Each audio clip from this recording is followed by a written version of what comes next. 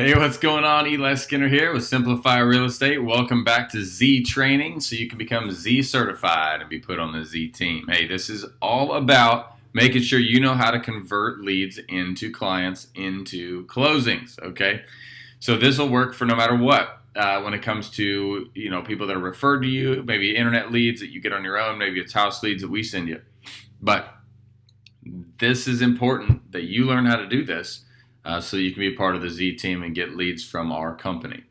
All right, so we have already talked about what the initial phone call is for and what your entire driving goal is there, which is to get them to a buyer's consultation, and then that leads right into a showing, okay? At the meeting, I'm going to probably write a note or two here because this is important. Okay, at the meeting, just a kind of brief thing here is you meet them. Remember, we are high energy. Okay, got to be high energy. You got to know that they got to know that you're pumped to help them, that you're ready to rock and roll, that you're going to bless their socks off, that you're going to get them a great house or die trying. You know what I mean? You're going to meet them. You're going to a little bit of small talk, find out about their family. Don't get into houses right there, okay? Then you're going to talk to them. You ask them a couple questions about their home buying experience. Tell me a little bit about your home buying experience in the past. Okay? I'm writing that down. In the past. Home buying experience in the past. Because that's going to help you know what level to talk to them at. If they're brand new home buyers, my favorite, you got to start from the beginning. But this doesn't have to take forever, okay? This is just getting to know them, letting them know that you're trying to figure out what you need, how you need to help them best, okay? And that's what you can tell them that stuff. Like, hey, I really want to figure out here how I can best help you. Because if you've bought and sold 15 homes in the last 3 years, then you pretty much got this figured out. And you just need me to help you get into houses, write good offers, that sort of thing. But if you're brand new, you probably need to know where you're going to be spending your money, how much you're going to need, et cetera, et cetera, et cetera, okay? So it's a big deal to make sure that they know how to buy a house. And so that's what then you're going to be talking about, okay? So your first thing is, okay, well, let me tell you a little bit about our company, okay? So then introduce yourself. Introduce yourself. Okay, now you want to use company stats here because most of you aren't going to have 100 transactions this last year to talk about. The company does, though. You're going to, talk about that we have a 4-step proprietary, write this down, a 4-step proprietary strategy to almost guarantee a win in a multiple offer situation. A 4-step proprietary strategy to almost guarantee a win in a multiple offer situation. So, are there plenty of other agents out there? Yes. And they're frustrated. And their clients are frustrated. Because we show up with our clients and we take the cake. It's over. We win. Period. If our clients do what we tell them, we win. I can almost guarantee if you will do the 4-step strategy that I'm talking about, we will win. Okay? Have you ever talked to an agent that had one of those? Of course not, right? They haven't. So, and we're Simplify Real Estate. Simple, enjoyable real estate. Listen, we're not in control of the world. We're not in control of the other clients, or the customers over there. We're not in control of their agent. We're not in control of necessarily the lender. There's some things we're not in control of. So we're not like God here in this situation. But as far as it depends on you and me, ma'am, we are going to make this as simple and enjoyable as possible. We do that by being ahead of the game. We will constantly be in touch with you about what's next. So we won't be in touch with you every day because that would be annoying. But what we will do is whenever we cross a line, we're going to tell you what the next line is. We're going to tell you where we're headed. We're going to tell you where the difficult spots lie. We're going to let you know that there is going to be some tough moments ahead when it comes to an inspection potentially. We want to eliminate as much emotional whiplash as possible so this can be as simple and enjoyable as possible, okay? So does that all sound good? Okay, great. Here's what I want to do. I want to just walk you through the 5 steps, 5 stones, if you will, to purchasing a home.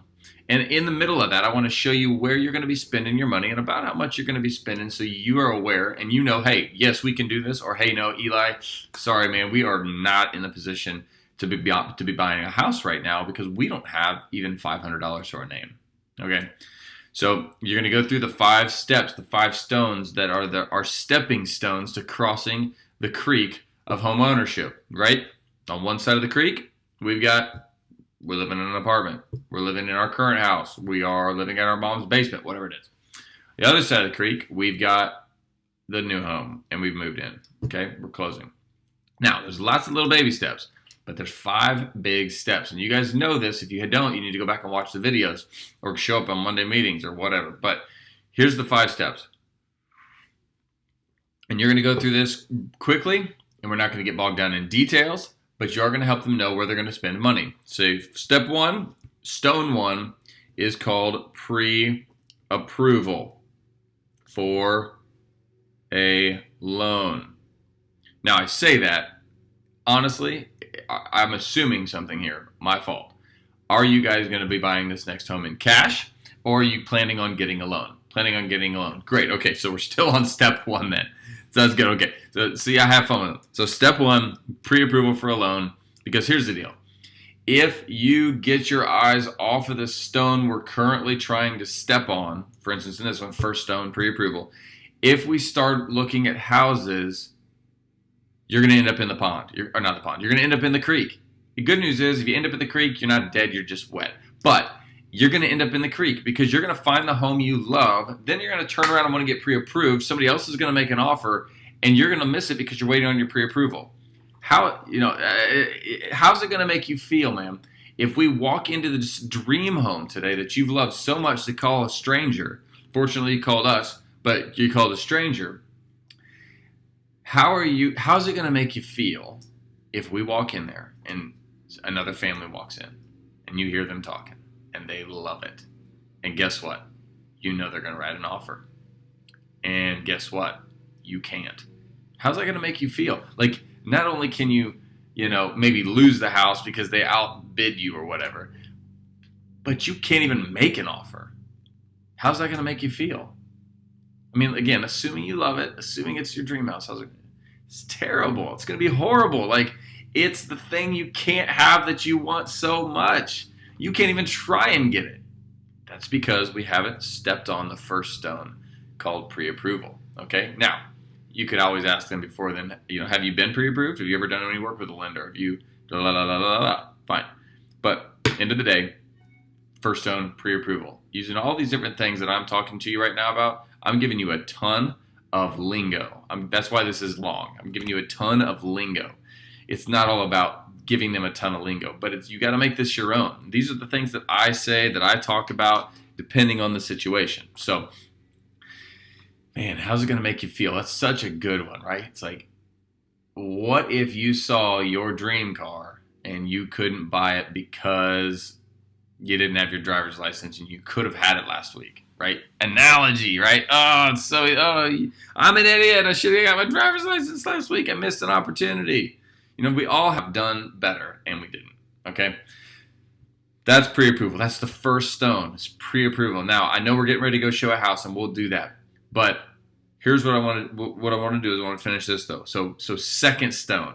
You ready for this? So boom, we're solidly landing on pre-approval. It can get a little slippery on pre-approval, but most of the time it's pretty cut and dry. Hey, you can get the house. Hey, you can't. The other reason to get a pre-approval is because if you start looking at these houses for $250,000 because you feel like that's what you can afford because you've looked it up on some mortgage calculator on the internet, fine. But then what happens when your lender says you're approved for $180? Now you've been looking at $250,000 houses and you got to buy a $180. You're not as excited. And it just plays with your emotions. You do not want to get yourself into that situation. I got people right now that they were so pumped about this house. You can tell them this. We have people all the time, super pumped, slammed about these houses. We were in the middle of their pre-approval. They were already doing this, right? But they started looking at houses too soon. Fell in love. Can't get their loan done. They got to wait a year. Okay? I'm working with them. We're going to figure it out. But it's not going to be right now.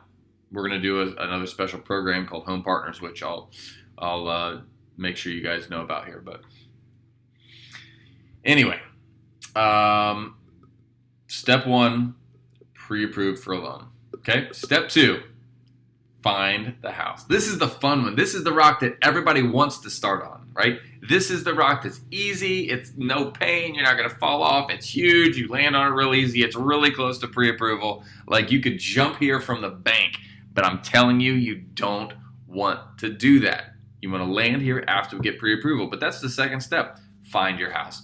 I can help you do that. We'll get you set up on an automatic search. We're going to work through here today. We're going to briefly work through your criteria, location, price, all these things of trying to figure out what looks good for you. Okay, we're going to get that thing flowing, but I'm not going to start it until you get your pre-approval letter, because otherwise it's going to lead you the wrong direction, right? We got to get the pre-approval now. Step 2, then we find the house. Okay, cool. Found the house. Great. Awesome. This is fun. Step 3, now we got to win the bid. This is why you called us. Okay, this is why you were fortunate to get connected to us, because what I told you earlier about this 4-step proprietary system for almost guaranteeing a win in a multiple offer situation, because you're going to be up against other people. We need to make sure that once we've spent all this time getting pre-approved and finding the house you love, that we can actually get it. Okay, so pre-approval for a loan, I always jump back and forth. Pre-approval for a loan doesn't cost you a penny.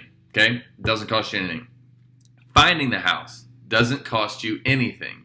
We're gonna sign an agreement that locks our arms. It's called a buyer's exclusive agency. It says, I'm your agent, you're my client, and if anybody gets in the middle, it's not gonna be nice. Okay, that's what it says. There you go. Links arms, shows the whole world we're on a team. Don't mess with us, right? These are the things I talk about. It's going to guarantee that at the end of the day, I have to get paid, and they're going to pay me. You know, the listing side is going to pay me, and they can't cheat me out of that. You obviously get paid for your job. I get paid for mine, but I don't get paid till we close on a house. Like, I can show you houses all day long and not get a dime, and honestly just make my family mad and go broke. So that's why we do the things we do the way we do them, so that we can all win and be successful together. It's okay to tell them that. You might as well not hide this stuff, okay? It just gets uncomfortable. So pre-approval, free. Find the house, free. Get the house, not free. Okay? Get the house. We got to win the bid.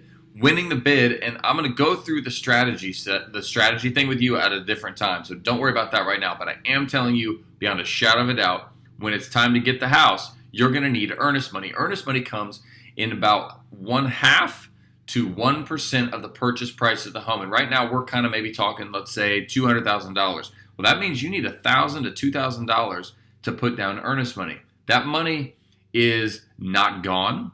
It counts towards the purchase of the home. It offsets your cash to close. So if you were supposed to bring $5,000 of cash to close, you now bring $5,000 minus your earnest money. Okay, so it doesn't go away. The only time it goes away is if you leave the deal for no good reason. Okay, it may be a good reason for you, I guess, but no good legal contractual reason.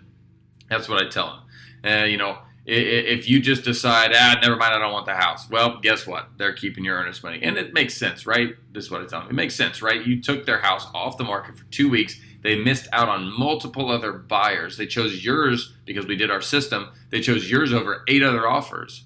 And now you're leaving? Of course they get to keep your money. Duh. But as long as you leave because, hey, there's mold in the attic and they won't fix it, boom, you're going out. Okay? Easy breezy. All right, so you're going to need, remember I told you I was going to go through the 5 steps, but I was going to also show you where you need to spend some money. You're going to have earnest money. Legally, do you have to have earnest money? No. Practically speaking, you got to have at least half of 1% of the purchase price. You might be able to loan a $200,000 house, get away with $500, maybe. Don't count on it. It's $1,000 minimum, okay? But if you want to really win, you jack it up even higher, make it exciting, okay? So that's one of the places you're going to spend money is earnest money right there at the offer time, and you got to have the money then. You don't have to do it when you send it over the computer, but within 2 to 4 business days, depending on what we write, you're going to need it. Step 4, we've won the bid. Step 4, you're going to have the home. Step 4 and 5 go right together. They're very close, but they're different. Step 4, you're going to have the home inspected. This is where you're going to spend, I would count on a minimum of $500 to have a professional home inspector come and inspect the house. Now, it can be much more expensive. If you buy a home that is 5,000 square feet on a basement that we're going to live in, or at least partially do life in, that has a well and a septic,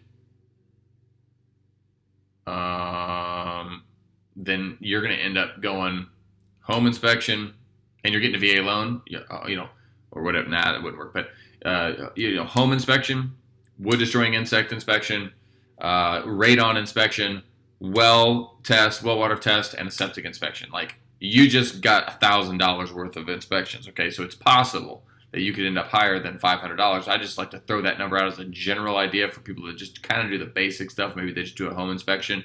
Maybe they do a home inspection and radon. It may jump even a little bit more than 5. Home inspection and wood destroying insect, it's going to still be around the 5-6 range. But again, I told you I was going to let you know what all you were going into. No other agents do this. Nobody else does this.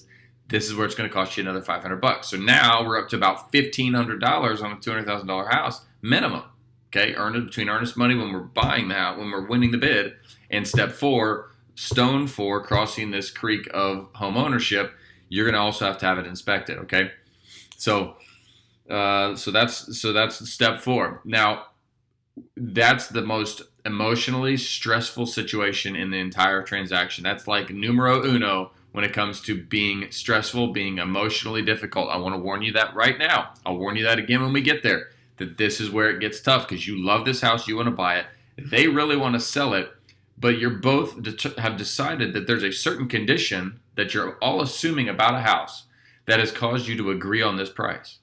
Well, the problem is that in inspection, sometimes that assumption is proven wrong, and the condition of the house changes, and now your price probably drops too. Not always, maybe it's simple stuff, but now you kind of gotta figure it out together, and I'll help you through all that, okay? And if they don't fix the stuff we need them to fix, then we're out. No problem, okay? We just got to stay unemotional, even though it's going to be emotional. Now, the last stone before we cross the creek into home ownership is potentially free now, but it's always going to cost you something. It's called appraisal. We're going to have the house appraised, and that's basically where we just make sure, or the bank, the lending institution for you is going to make sure that they agree with the buyer and the seller that the home is worth what we think it's worth and what we're paying for it. So they're going to appraise it. If the appraise is high, great, no problem, nothing changes. If the appraise is lower than the purchase price, we have some conversations to do with the seller to try and get them to drop the price, or you bring a little bit of extra cash at closing or whatever. We'll talk all about that when it's time. But that costs, I'm going to say again, $500. Some lenders cause you to make you pay that up front. Some of them will pay it for you initially, but then you have to pay it at the end. So it's a wash. So if you've done the math at this point, it's 1% of the purchase price, so $1,000 on or 0.5% minimum, $1,000 on a $200,000 house, plus $500 for the inspection, plus $500 for the appraisal. You're talking to this $200,000 person, you need $2,000 in the bank right now to even begin this process. Do you have that? Do you feel comfortable with that? Yes. Great. No. Okay. How do we get that? Because not only are we going to need that, you're also going to need you're going to need down payment. And there's some programs where we can get you to where it might be a 0 down payment, but we can't count on that until we've done the pre-approval. So that's what that's all for, figuring that out, right? Pre-approval. You're going to need down payment. You're going to need the lenders are going to charge you money to give you a loan. That's how they make their money. That's how they get paid to do their job. And it's pretty steep. I mean, it costs money to loan money. Like if you had $200,000, you wouldn't just give it to somebody for free. You're going to charge them a bunch of money to kind of get the ball rolling, and then you're going to charge them interest on the way out. That's what the lenders do. It's no big deal. It's the way the world works. I promise if I wanted to lend you $200,000, I'm going to charge you like $5,000 up front, and then I'm going to charge you 10% interest on the way out. Okay, the lenders are not that bad. Thank goodness I'm not your lender, right? But they are tough on closing costs. You can get deals. You can ask the sellers to pay for closing costs. There's a lot of things we can do once we know your financial situation and we know your pre-approval. But until then, I just got to let you know there could be more money coming between down payment and closing costs, okay? So how does all that make you feel from your current financial state since I don't know what you do? Well, we only have about $1,000. Cool. Can you get more? Is it possible? Or are we stuck at 1,000? We need to do some more saving. Probably need to do some more saving. Okay, cool. Well, let's do this. Let me put you on, and then you can, okay, great. Let's finish this thing here, and I'm going to have you ask any questions we need, because at this point, there's no reason to show them a house. They can't buy it. It's impossible, okay? They cannot buy a house if they don't have money. So we finish it. So let's finish this, and then we'll figure out and come up with a game plan, because your first step is still going to be pre-approval, even though you don't have the money right now. If you can get the money in the next 120 days or so, then we need to go ahead and get the pre-approval taken care of. If you can't, then we can even delay that a little bit, but it's always good to check. It doesn't really hurt anything to check that. So we've done pre-approval, you've done find the house, you've done win the bid, you've done inspections on a house, you've done the appraisal, everything's finished. Now you just wait on closing. We kind of do the final things. The bank's going to get a few more details from you, making sure that you didn't launder money between the time they initially checked your bank account and now.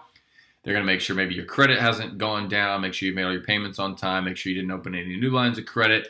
But basically, we're just waiting on closing. Boom, close your house, get your keys, move in. That's the fun part, okay? That's how you buy a house. It's super simple. And agents, I'm talking to you right now, do not make this complicated.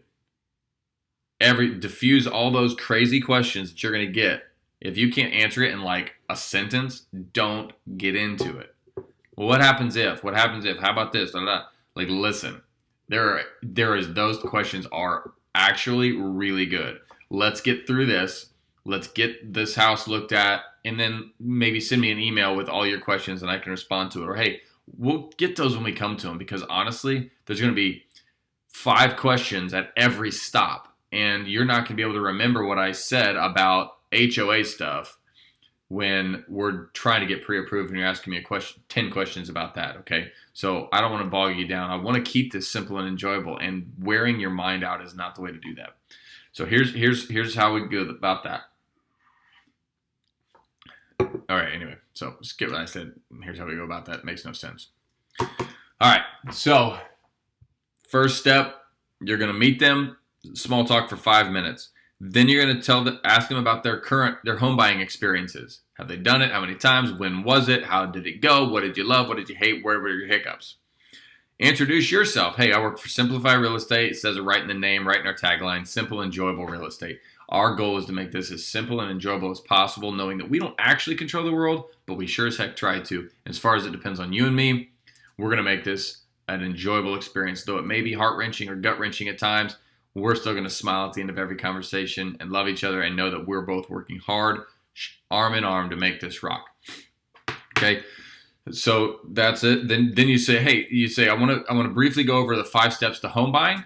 The 5 steps, I like to think of it as 5 stones you're stepping on to cross the creek of home ownership, starting on this bank right now. And it is, you're living in the apartment, living where you live now, living with your mom, whatever it is, or being homeless, I guess, all the way to home ownership. And there's 5 steps. Each step has sub-steps, and there's lots involved there, but I'm going to hit you the 5 brief ones. And you go through what we just talked about as far as the first one is, getting pre-approved. Second one is finding the home, winning the bid, getting inspections, getting the appraisal done. Once you've done that, then it comes down to, and we've already emotionally connected with them. We said, hey, what's it going to feel like when we go look at this house that you love on the internet and you can't make an offer? It's going to be terrible. Okay, so here's a couple things we need to fix before we head out today.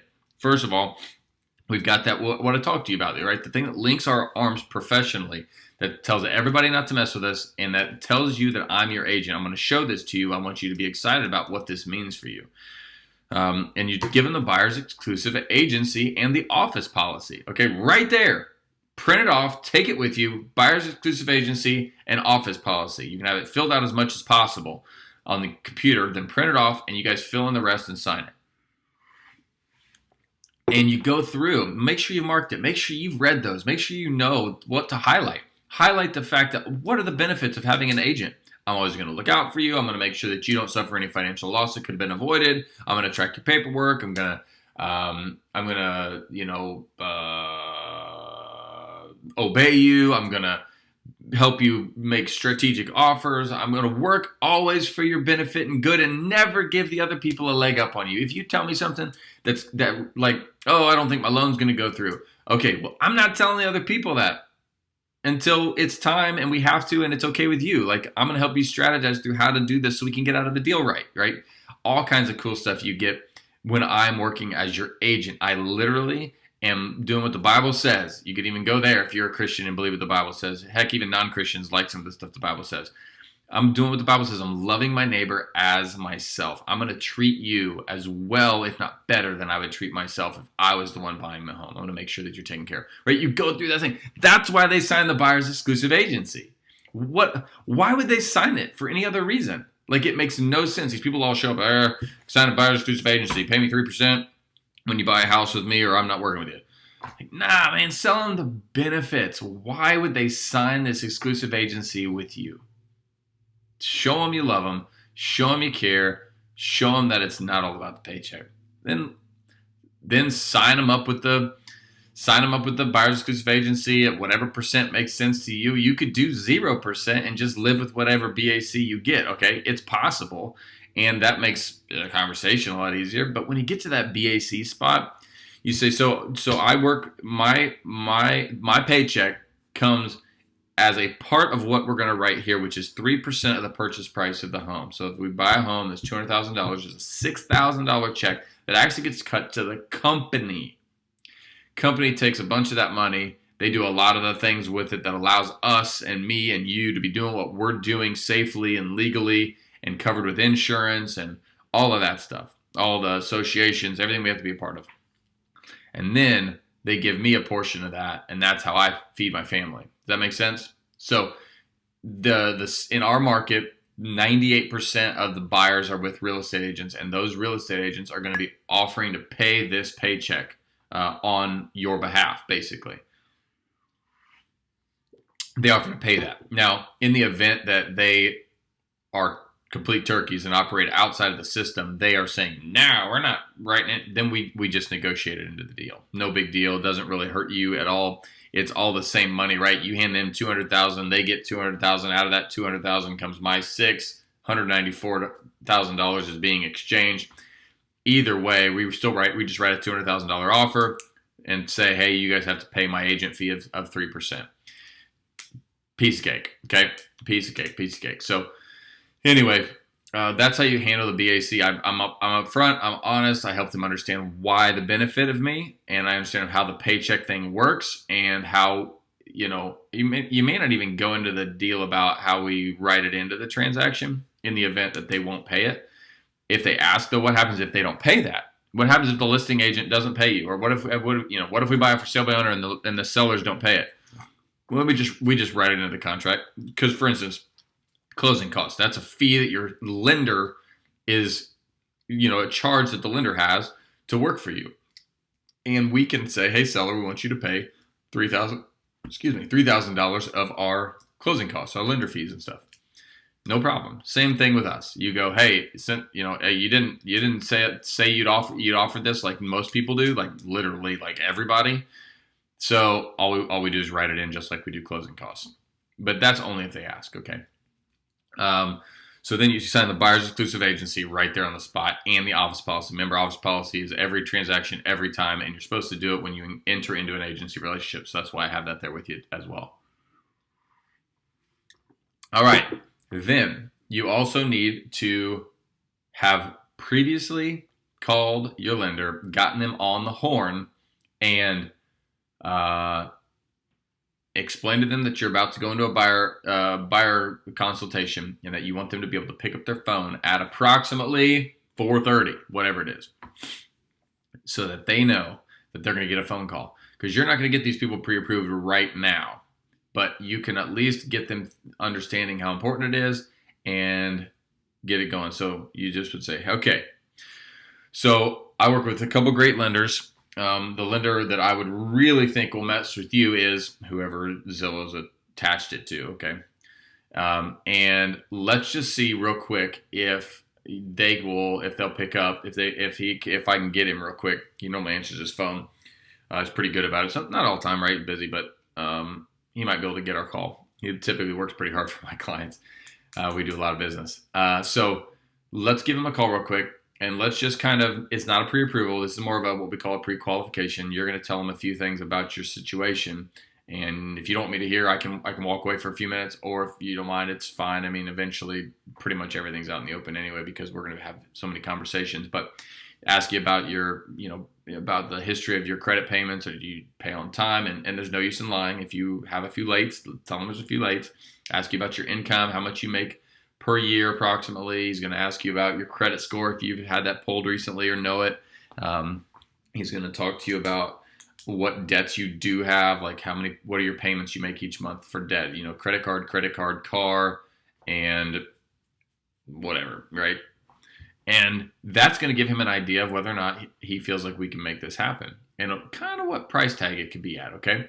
So I'm going to call him, see if I can get him real quick. Ring, ring, ring. Hey, Austin. Hey, Bob. Hey, Jim.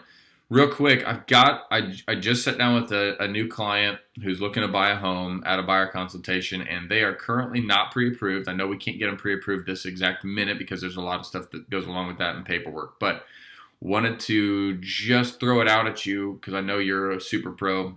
And can you check in on a few things with them real briefly over the phone, just to feel like, hey, yeah, this is worth pursuing, or hey, there's no way, that sort of thing? Yep. Okay, great. And you might have already told your client, like, for instance, if you had a bankruptcy yesterday, it's probably not going to work, right? So he would know to ask you that, where I wouldn't, because I'm not the lender, right? So he's going to ask some questions. Boom, hand the phone over to him, ask him some questions. He does what he does, and then all of a sudden you've got not a pre-approval, but you've got something saying, hey, yeah, this looked pretty good.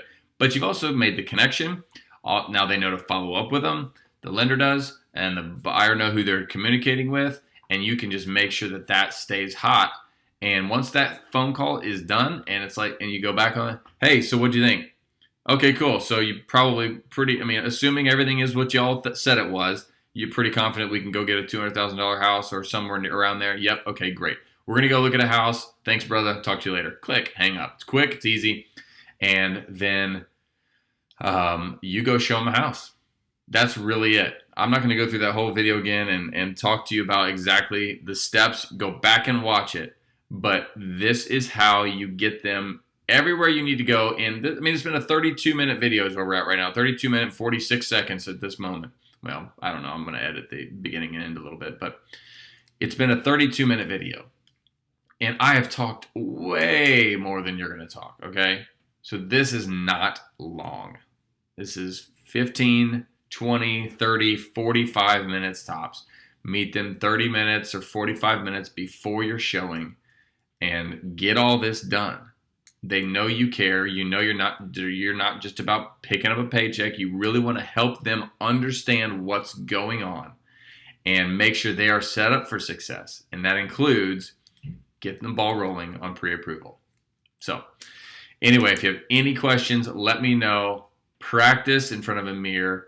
I am literally sitting here just doing this. I've got nobody to talk to, okay? Just act like you got somebody to talk to. Go through all of this. Practice your presentations. And then when you're ready, you call me and we'll do a little dry run. Drop in and we'll see how you do and where we can change some things. And maybe you can get Z certified and be on the Z team.